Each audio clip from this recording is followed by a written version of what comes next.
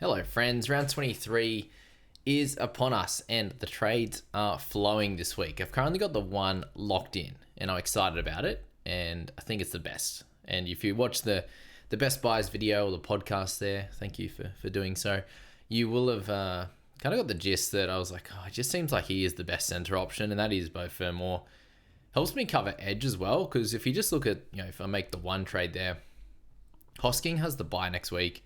And if you're looking at edges for the rest of the squad, I don't have them in my midsection hiding, and it's just Crichton and Nafahu White. With Hosking getting a little bit less relevant, potentially a sell for me this week, I think Bowie just clearly helps down in centre, and he's the best real option available in that centre position now that Herbie is Gornski's. It was Herbert and Lucas, and then Fermor has been sitting in there as one of the best, as you can tell from his 53.5 average, sits him right in that third spot. And then really it's guys like Timoko, potentially a Dane Gagai that can come in and service that role. Now I just really like the Titans matchups coming up, and Bowie's going to do the job in my side.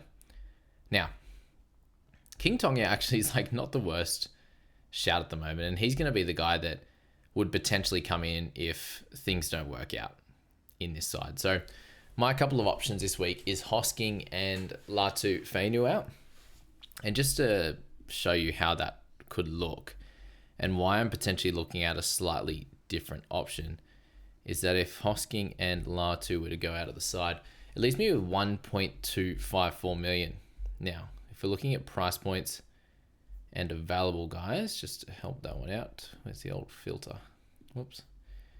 More filters, there you are. So if we just go with available status, just to help us out there, that does allow, on average, it is 627,000 for each player, which, we can make work, but really, I really do like a Kaipi's Paul this week, 701,000. Paddy Carrigan's really fun at 669, but if you were to spend up above that 627, let's just say we went up to 42k extra on that 627, you drop that off on the other side, and I need someone that's 585k, right? If we go with Paddy Carrigan or Preston, very similar, Harry Grant, very similar, and then need even more cash to get down to 550 or something like that with Kaipi's Paul. So in that scenario with Carrigan, I would have to trade in someone at 585 or below, which does include someone like Reese Lightning. Damien Cook's in there. It's not great. Crossland, Pappenhausen, Siwa Wong with Mitchie's pretty interested in him. I do like Sammy Walker as well, but with Roosters for myself, I've got White, Crichton, Watson, Teddy. Thankfully, I don't have Nongi Tawaze anymore, but they're the kind of guys. So if I'm adding to that, and with the Roosters being a little bit up and down, it's a kind of could be a frustrating situation for me in that one. But I do really like Walker as a buy this week at 564 if you need it. You've got Nawa in there at 563. Wong, we know you can get back to sort of 50 plus scores and big tackle numbers and all this kind of stuff. So they are all good options there. Definitely Drinkwater at 563. So it's all guys that none of them serve me with a tremendous amount of safety or excitement. The other ones I was looking at this week in this scenario is Jolliffe at 609k. Looking at guys with no buys remaining, basically. Now, Tino is a good chance of returning, so there's a little bit of worry on that one. A little bit lighter than him, we have guys like IPAP, who I think could do a decent job at 588. Stefano could do a job as well, but I'm looking for somewhat safety and that little bit of upside into the sort of mid-50s or 60, and can we get that at these price points? One of them you can. Can you get it here? If I get two guys in sort of the 600 odds price point, you can get someone like Timoko. I'd be just short of going like Timoko and Munster, which could be a bit annoying. Munster and Jolliffe is something that I've really looked at. I think in this scenario can go like Ford and Jolliffe as well. So that's something I'm looking at. And then in terms of looping this week, if it was to go Hosking out with Latu, that would leave me with Yo out, Terrell May, and then Adam Dewey. So it leaves me with one potential opportunity to loop, and it will make it very simple. I'd loop Garrick in 5, and then if he doesn't play well, I could play King Tonga. So if Garrick went 20 or 23 or 26 or 18 or 14 or 17, whatever it was last week, then King Tonga could just come straight into the side, given he plays the game after that. So you can see up here, Raiders and Manly play against each other in that one, and then the following game the next day is going to be the Dragons one for King Tonga. So that's one option, to go a collection of those guys, and I kind of had Munster and Jolliffe, or Ford and Jolliffe there as well. And with that one, with Ford, it would help the edge cover, which could be cool to go along with Bowie's 637. And if I'm selling Hosking, having someone to cover that straight off the bat would be pretty cool. Now, the other option I have or thought about was King Tonga instead, but then he's unfortunately not 400k. He's at 393, which, Latu would have been. I would have loved for Latu to be like 410k, would be great. So, yeah, that's kind of where I'm at there. But then the other option for me this week was to actually sell Isaiah Yeo. So if I was to do the triple trade, which I think I will do, puts me down to 3. And with Isaiah going, just gives me that extra 40,000. So it now opens up the pool to 640 odd each. Yeah. So 641.5 each basically, which is good. Gives me about an extra 40k. So 640 odd gives us an opportunity to go up and down pretty comfortably. So I could fit in, Jackson Ford, I can fit in Munster. And so if it's Munster, I can then go up to near 660, which is basically like Lindsay Smith. I really like Kurt Donahue. I've been talking about this week.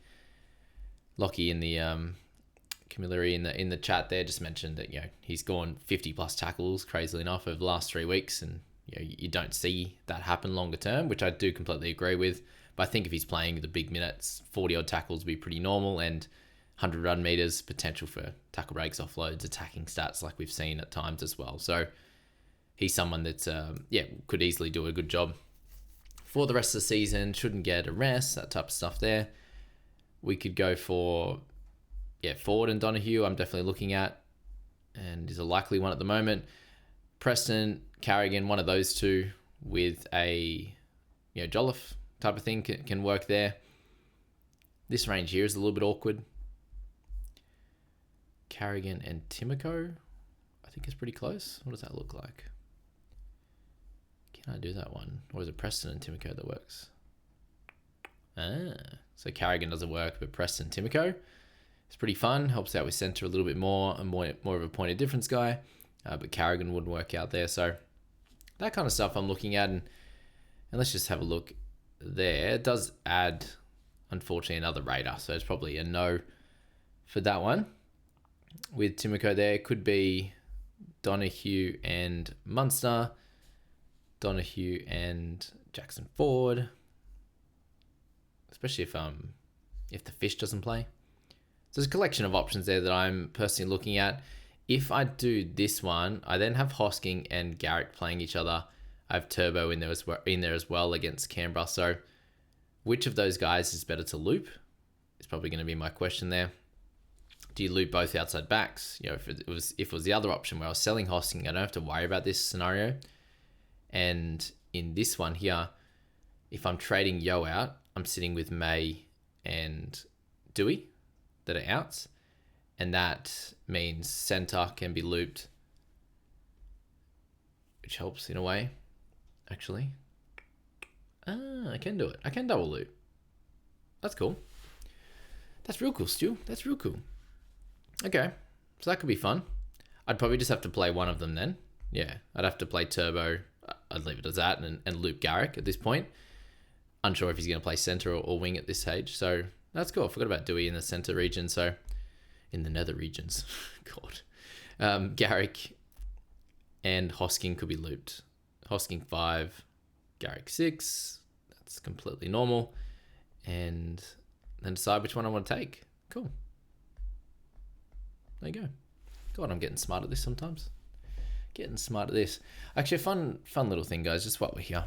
A good little way to just go through my side and in some comparisons to last year as well. Like we spoke about it just briefly there. I should just go through my one for this year. I did have a look at at last year's ones. Shout out to all the JBFA crew. Thankfully, oh no, it's only got me till last round. Anyway, 6 trades to go. You can see here at the end of round 21 last year, I had just the 3 trades. Now at the end of round 22, I've got 6. So pushing the 3 here, I think puts me in a better position than last year, which would be actually smart to have a look at while we're here as well. So team value 13.83 with a couple hundred K. So it's like near 14 million. And then we have a look at me last year. Mr. NRL Fantasy Analysis. Okay. 12.12. Holy. $1.8 million difference. Freakish. All right. Now let's go to where we were at the end of round 22. Cool. Starting side. Feeder, Blore. Yeah, Blore was just plodding. He's doing the Hosking's doing better than him. Center, White was doing well by that point. When did we bring him in? Round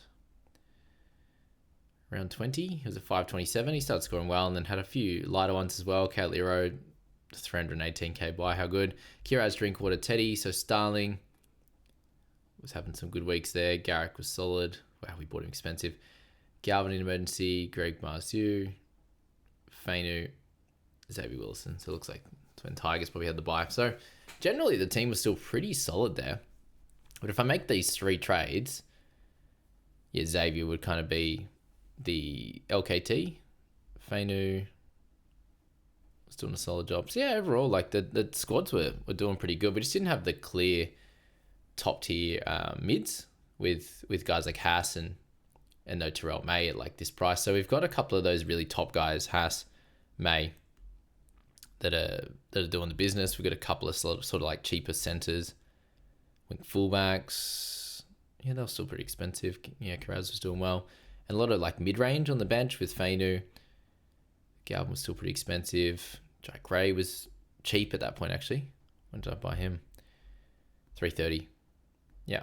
Yeah, so we had a few like cheaper guys, which made sense with and we're just hoping that they could do well, which is like, buying Wishart right now and these types of plays there. So find that part interesting to go through it. And then I suppose I didn't make trades till later.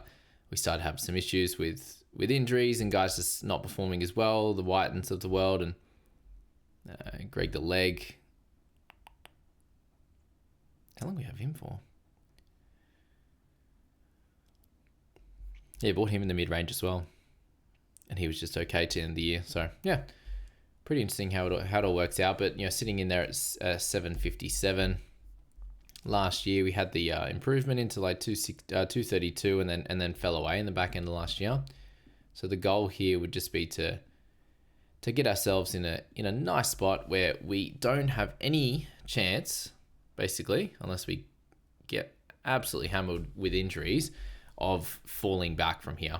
So you can see here, it's been a long time just sort of hanging between the 2,000 mark and the 1,000 mark, and then finally I've got an opportunity here to push into, which it says now 519 will be the next one, into a spot where we should continue just finishing off the season really well. And that's in a collection here. One of the things I've really learned last year was it very, very, very rarely worked out well if you made 4 trades in a round. So you can see here I only used 3 trades in round 8, in round 10 and round 11. And for the most part, they worked out pretty well. You can see they bought 1 cheapie and I bought 2 guns. The other one was Greg, Fletcher, and Hugo. So the Greg one was a bit average, but the other 2 were good. That round 10 one was good. Getting Farnworth, getting Hosking, that worked out well. And then Naf White didn't work out well that week, but has done. And the thing here is that I was trying to buy guys that could turn into keepers, like White, like Hosking. Marzu I thought could, but it was probably a bit more of at that time he was racking up massive points before he's a couple of lower games, and the Knights have sucked since. So yeah, I thought that has been a big part of it. Like I traded early and then have managed over this last sort of 10 to 12 rounds to not well, I haven't traded 3 times since round 11, and that's left me with opportunities like this to be able to triple trade and push ahead of the pack. So think of that for your team right now. If you're in a situation heading into your head-to-head finals, you need a win, or if you're sitting in the opposite scenario to that, where you are set, you don't have to stress too much in this first one, or thirdly, if you're looking at this qualifying final as an important one to then be able to get a rest next week and have the week off and go straight into the prelim, then it could be a week to push that extra couple of trades, make sure you can win that matchup, and then you can have that rest next week, save some trades, and then push again come prelim time. So yeah, interesting one, guys. We'll leave it there for the trades here, the trade video for round 23. We've got the 5 rounds to go, and a big thanks to everyone for still sticking around. I can see the numbers starting to drop a bit, but you're all legends for sticking at it.